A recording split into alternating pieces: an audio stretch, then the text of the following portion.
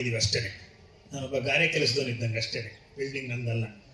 ಅದರಲ್ಲಿ ಪ್ರತಿಯೊಂದು ಅಂಶವನ್ನು ಅವರು ಅದಕ್ಕೆ ಆಸ್ಡೆನ್ ಮತ್ತೆ ಗ್ರೀನ್ ಆಸ್ಕರ್ ಅವಾರ್ಡ್ ಸಿಕ್ಕಿದೆ ಅವರಿಗೆ. ಬಹುಶಃ ಆಸ್ಕರ್ ಅವಾರ್ಡ್ ಅಂದ್ರೆ ನನಗೆ ಗೊತ್ತಿರೋದು, ಗ್ರೀನ್ ಆಸ್ಕರ್ ಅವಾರ್ಡ್ ಸಿಕ್ಕಿದೆ. ನಾನು ನಿಮಿತ್ತ ಮಾತ್ರ. ಅದರಲ್ಲಿ ಪ್ರತಿಯೊಂದು ಅಂಶನೂ ಇದೆ. ಅದು ಗೋಬರ್ ಗ್ಯಾಸ್ ಅಲ್ಲ, ಅದು ಬಯೋಗ್ಯಾಸ್. ಅದು ಅಂದ್ರೆ ನಿಮ್ಮ ಮನೆಯಲ್ಲಿ ಉಳಿದಂತಹ ತ್ಯಾಜ್ಯ ವಸ್ತು ಏನಿರುತ್ತೆ, ನಾವು ಊಟ ಮಾಡುವಂತಹ ಎಲ್ಲ ವಸ್ತುಗಳನ್ನ ನಾವು ಮುಂಚೆ ಕಲಗಚ್ಚು ಅಂತ ಕರಿತಾ ಇದ್ವಿ ಹಳ್ಳಿನಲ್ಲಿ. ಆ ಕಲಗಚ್ಚು ಹಾಕೋದ್ರಿಂದ 1000 ಲೀಟರ್ ಡ್ರಮ್ ನಲ್ಲಿ ನಿಮಗೆ 3 ಗಂಟೆಗಳ ಕಾಲ ನಿಮ್ಮ ಮನೆಯ ಅಡಿಗೆ ಒಲೆ ಉರಿಯುತ್ತೆ. ಹಾಗಾಗಿ 3 ಗಂಟೆಗಳ ಕಾಲದಲ್ಲಿ ಬಹುಶಃ ಇಲ್ಲಿರುತ್ತ ಎಲ್ರಿಗೂ ಅರ್ಥ ಆಗತ್ತೆ. ಬೆಳಗ್ಗೆ ಕಾಫಿ, ತಿಂಡಿ, ಅಡಿಗೆ, ಮಧ್ಯಾಹ್ನ ಸಹ ಮಾಡಬಹುದು. ಅಷ್ಟೇ ಇರೋದು. ಇನ್ನೇನಾದ್ರು ವಿಷಯ ಅದರಲ್ಲಿ ಬೇಕಾ? 2 ನಿಮಿಷದಲ್ಲಿ ನೀವು ಬೇಗ ಬೇಗ ಹೇಳ್ಬಿಡಿ. ಲೋ ಕಾಸ್ಟ್ ಮನೆ ಕಟ್ಟಲಾಗ್ಬೋದು, ಸೋಲಾರ್ ಪ್ಯಾನಲ್ 2 ನಿಮಿಷ ಹೇಳಿ, ಅಂತ ಕೊಡುತ್ತೆ.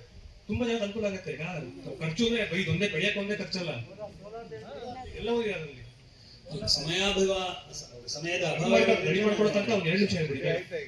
ಇನ್ನೊಂದು ಪ್ರಶ್ನೆ ಇದೆ, ಒಂದು ಮುನ್ನುಡಿ ಏನ್ ಹೇಳ್ಬೇಕು ಅಂದ್ರೆ, ಬಹುಶಃ ಬಹಳಷ್ಟು ಜನ ಇಲ್ಲಿ ಸಾವಯವ ಕೃಷಿ ಮಾಡ್ತಾ ಇದೀವಿ, ಮಾರುಕಟ್ಟೆ ಬಗ್ಗೆ ಇದೆಲ್ಲ ಮಾತಾಡ್ತಾ ಇದ್ದೀವಿ. 1997ರಲ್ಲಿ ಕೈಲಾಸ ಮೂರ್ತಿ ಮತ್ತೆ ಕೆಲವು ಗೆಳೆಯರು ಸೇರಿ ನೇಸರ ಅಂತ ಹುಟ್ಟಾಕಿದ್ವಿ. ಅದು ಹುಟ್ಟಾಕಿದಾಗ ಹೇಗೆ ಅಪವಾದಗಳು ಎಲ್ಲ ಬರ್ತಿತ್ತು, ಇದು ಮಾಡ್ತೀರಾ ಎಷ್ಟು ವರ್ಷ ನಿಲ್ಲತ್ತೆ ಅಂತ. ಇವತ್ತರೆಗೂ ನಿಂತಿದೆ. ಕಾರಣ ನೀವೆಲ್ಲರೂ ಅದಕ್ಕೆ. ಸೊ ಪ್ರತಿಯೊಬ್ಬರು ಡಿಸೆಂಟ್ರಲೈಸ್ ಆಗಿ, ಸಂದೀಪ್ ಹೇಳ್ದಂಗೆ ನಿಮ್ಮ ಜಾಗದಲ್ಲೇ ಅದರ ವ್ಯಾಪಾರ ಮಾಡ್ಕೊಂಡ್ರೆ ಸರಿ ಹೋಗುತ್ತೆ. ನಾನು ಹೆಗಡೆದೇವನ ಕೋಟೆ ನಾನು ಬೆಳೀತಾ ಇದ್ದೆ, ಸಂತೆನಲ್ಲಿ ಹೋಟೆಲ್ ಮುಂದೆ ಕುತ್ಕೊಂಡು ವ್ಯಾಪಾರ ಮಾಡ್ತಾ ಇದ್ದೆ. ಅಲ್ಲಿ ಉಳಿದದ್ದಂತಾನೆ ಮೈಸೂರಲ್ಲಿ ಬಂದು ವ್ಯಾಪಾರ ಮಾಡ್ತಾ ಇದ್ದೆ. ಕೈಲಾಸ ಮೂರ್ತಿನೂ ಹಂಗೆ ಮಾಡ್ತಾ ಇದ್ರು, AP ಚಂದ್ರಶೇಖರ್ ಹಂಗೆ ಮಾತಾಡ್ತಾರೆ, ಎಲ್ಲರೂ ಅದೇ ತರ ಶುರು ಮಾಡಿದ್ದು. ಸೊ ಶುರುವಿನಲ್ಲಿ ಕೆಲವು ತೊಂದರೆಗಳಾಗ್ಬೋದು, ಬಟ್ ಸರಿ ಹೋಗುತ್ತೆ. ನನ್ನ ಅನಿಸಿಕೆಗೆ, ಇದು ನನ್ನ ಅಭಿಪ್ರಾಯ, ದಯವಿಟ್ಟು ಯಾರ ಮೇಲೂ ಹೇರುವಂತ ಅಭಿಪ್ರಾಯ ಅಲ್ಲ ಇದು. ನಾವೆಲ್ಲ ಏನ್ ಮಾಡ್ತಾ ಇದೀವಿ ಅಂದ್ರೆ ಅಗ್ರಿ ಬಿಸ್ನೆಸ್ ಹೋಗ್ತಾ ಇದೀವಿ, ಅಗ್ರಿಕಲ್ಚರ್ ಹೋಗ್ತಾ ಇಲ್ಲ. ಅಗ್ರಿಕಲ್ಚರ್ನ ಮೂಲ ಉದ್ದೇಶ ನಿಮ್ಮ ಮನೆ ಚೆನ್ನಾಗಿರ್ಬೇಕು, ನಿಮ್ಮ ಮನೆ ಉಳಿಬೇಕು. ನಾವು ಮನೆ ಕಟ್ಟೋದಕ್ಕೆ ಜಾಸ್ತಿ ದುಡ್ಡು ಖರ್ಚು ಮಾಡ್ತಾ ಇದೀವಿ. ಪ್ರಿಕಾಸ್ಟ್ ಅಂತ ಕಾಂಪೌಂಡ್ ಗೋಡೆ ಕಟ್ತಾರೆ, ನೋಡಿದಿರಲ್ವಾ? ಅದರಲ್ಲಿ ಮನೆ ಕಟ್ಬೋದು, ತಾರಸಿನೂ ಹಾಕ್ಬೋದು, ಒಂದು ಫ್ಲೋರು ಹಾಕ್ಬೋದು. ಓಕೆ, ಆ ಥರದ್ದು ಬೇಕಾದಷ್ಟಿದೆ. ನನ್ನ ವಿಡಿಯೋದಲ್ಲೂ ಇದೆ. ಅಕಸ್ಮಾತ್ ನನಗೆ ನೀವು ವಾಟ್ಸಪ್ ಕಳಿಸಿದ್ರೆ ನಿಮಗೆ ಪ್ರತ್ಯೇಕವಾಗಿ ಅದಕ್ಕೆ ಆನ್ಸರ್ ಮಾಡ್ತೀನಿ. ಅತ್ಯಂತ ಕಡಿಮೆ ಖರ್ಚಿನಲ್ಲಿ ಆ ಮನೆ ನೀವು ಮಾಡ್ಕೋಬಹುದು. ಮನೆ ಇರೋದು ಯಾತಕ್ಕೆ ಅಂದ್ರೆ ನಮಗೆ ಬೆಚ್ಚಗಿರೋದಕ್ಕೆ, ಬಸವಣ್ಣವ್ರು ಹೇಳ್ದಂಗೆ ಆಡಂಬರಕ್ಕೆ ತೋರ್ಸೋದಕ್ಕಲ್ಲ. ನಾವು ಯಾವ ಲೆಕ್ಕಕ್ಕೆ ಹೋಗಿದೀವಿ ಈಗ ಅಂದ್ರೆ, ಕಾಯಕದಲ್ಲಿ ಕೈಲಾಸ ಹುಡುಕೋ ಅಂತ ಹೇಳದಂತ ಮನುಷ್ಯಂಗೆ ರಜಾ ಕೊಟ್ಬಿಟ್ಟು ಕೊಡ್ಸಿದೀವಿ. ಕಾಯಕದಲ್ಲಿ ಕೈಲಾಸ ಹುಡುಕ್ತಾ ಇಲ್ಲ, ನಾವು ಕಾಯಕ ಮಾಡಕ್ ಹೋಗ್ತಾ ಇಲ್ಲ. ಬಸವಣ್ಣನ ಜಯಂತಿ ದಿವಸ ನೀವು ಜಾಸ್ತಿ ಕೆಲಸ ಮಾಡ್ಬೇಕು. ಆ ಮನುಷ್ಯನಿಗೆ ನಾವು ರೆಸ್ಪೆಕ್ಟ್ ಕೊಡ್ಬೇಕಾದ್ರೆ ಇವತ್ತು ರಜಾ ಕೊಡೋದು ಬೇಕಾಗಿಲ್ಲ. ಅದೇ ರೀತಿ ಮೇಲ್ಗಡೆ ಸೂರ್ಯ ನೋಡಿ, ಇವತ್ತು ತಾಳೆ ಮರ ಇದೆ. ಆಕ್ಚುಲಿ ತಾಳೆ ಮರ ಹೀರ್ಕೊಂಡು ಚೆನ್ನಾಗಿ ಬೆಳೀತಾ ಇದೆ. ಆಗ್ಲೇ ಹೇಳಿದ್ರು ಸೂರ್ಯನ ಅಂಶ ಜಾಸ್ತಿ ಬೇಕು ಅಂತ. ನಿಮ್ಮ ಮನೆ ಮೇಲೆ ಸೂರ್ಯನ ಬಿಸಿಲು ಬೀಳೋದಕ್ಕೆ ಯಾರು ಅಡ್ಡಿ ಅಂತಂಕ ಇಲ್ಲ, ಇನ್ನೂ ಗೊತ್ತಿಲ್ಲ. ಮುಂದಿನ ಗೌರ್ಮೆಂಟ್ ಬಂದ್ರೆ ಅದಕ್ಕೂ ದುಡ್ಡು ಕಟ್ಟಬೇಕು ಅನ್ನೋ ಗೊತ್ತಿಲ್ಲ. ಸೊ ಈಗಿರುವಂತ ಪರಿಸ್ಥಿತಿನಲ್ಲಿ ನಿಮ್ಮ ಮನೆಗೆ ಒಂದೇ 1 ಕಿಲೋವ್ಯಾಟ್ ಇದ್ರೆ ಅವಶ್ಯಕತೆಗಳು light, fan, TV, mixie, washing machine ನೋಡಿ, ಇದೆಲ್ಲ ಅವಶ್ಯಕತೆಗೆ ಸೇರಿಸ್ತಾ ಇದ್ದೀನಿ ನಾನು.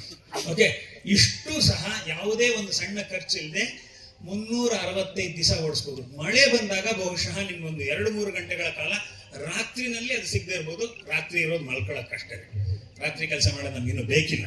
ಓಕೆ, ಹಾಗಾಗಿ ಸೂರ್ಯನ ಬೆಳಕಲ್ಲಿ ನಿಮ್ಮ ಮನೆ ಓಡುತ್ತೆ. ಅಡಿಗೆ ಮನೆ ತ್ಯಾಜ್ಯದಲ್ಲಿ ನಿಮ್ಮ ಒಲೆ ಉರಿಯುತ್ತೆ. ನಿಮ್ಮ ಮನೆ ನೀರನ್ನು ಆಚೆ ಹಾಕ್ಬೇಕಾಗಿಲ್ಲ.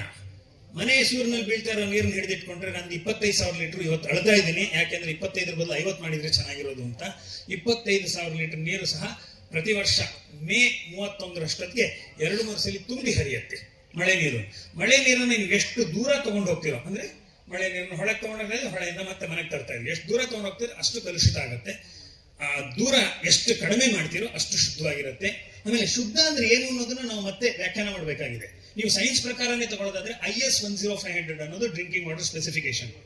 IS 10500 ಬೇಕಾಗಿರೋದು ಕುಡಿಯೋದಕ್ಕೆ 2 ಲೀಟರ್, ಅಡಿಗೆ ಮಾಡೋದಕ್ಕೆ 3 ಲೀಟರ್. 5 ಲೀಟರ್ ಶುದ್ಧ ಮಾಡ್ಕೊಂಡ್ರೆ ಸಾಕು. ಅದಕ್ಕೆ ಬೇರೆ ಬೇರೆ ರೀತಿ ಇದೆ. ವಾಟರ್ ಫಿಲ್ಟರ್ ಮಾಡಿದ್ದೀನಿ, ಅದರಲ್ಲಿ ಬೆಳ್ಳಿ ಮತ್ತೆ ತಾಮ್ರ ಮತ್ತೆ ಇಜ್ಜಲು 3 ಹಾಕೊಂಡು ಅದ್ರ ಮೂಲಕ ಹಾಯಿಸ್ಕೊಂಡ್ರೆ ಪರವಾಗಿಲ್ಲ. ಆ ನೀರನ್ನ ನಾನು ಪ್ರಮಾಣೀಕೃತ ಮಾಡೋದಕ್ಕೋಸ್ಕರ NIE ಕಾಲೇಜು ಮತ್ತೆ ವಾಟರ್ ಟ್ರೀಟ್ಮೆಂಟ್ ಇವರಿದ್ದಾರೆ, ವಾಟರ್ ಲ್ಯಾಬ್ ಇಬ್ಬರಿಗೂ ಕೊಟ್ಟಿದ್ದೀನಿ. ಅದು ಕುಡಿಯೋದಕ್ಕೆ ಯೋಗ್ಯ ಅಂತ ಹೇಳಿದ್ದಾರೆ.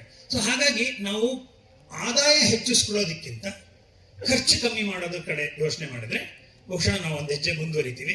ಸಮಯ ಜಾಸ್ತಿ ತಗೊಳ್ಳಲ್ಲ. ಅಡಿಗೆ ಮನೆ ಅನಿಲ, ಗ್ಯಾಸ್ ಸಿಲಿಂಡರ್ ಬಗ್ಗೆ ಯೋಚನೆ ಮಾಡಬೇಕಾಗಿಲ್ಲ.